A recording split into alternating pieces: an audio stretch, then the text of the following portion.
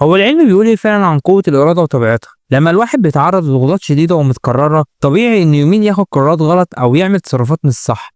يعني مثلا وقت الضغط الشديد ممكن ناس كتير ترجع لعادات سيئة أدمنوها قبل كده، زي إن يشرب سجاير مثلا، أو يعوضوا الضغط ده بالأكل الكتير أو أي حاجة تانية مضرة. تيجي تسأل نفسك هو ليه ده بيحصل؟ العلم بيقول إن الضغط النفسي بيدفع جسمك لحالة اسمها الفايت أور فلايت مود، يعني يا تهرب يا تواجه.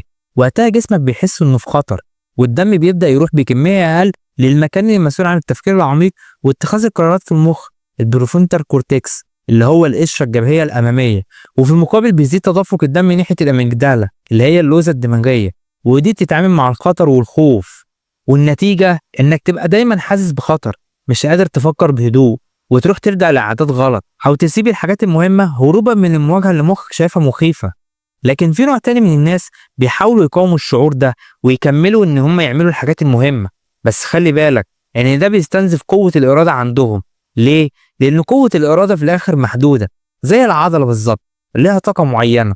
لو ضغطت عليها زيادة عن اللزوم بتوصل لمرحلة مش قادر تسيطر عليها.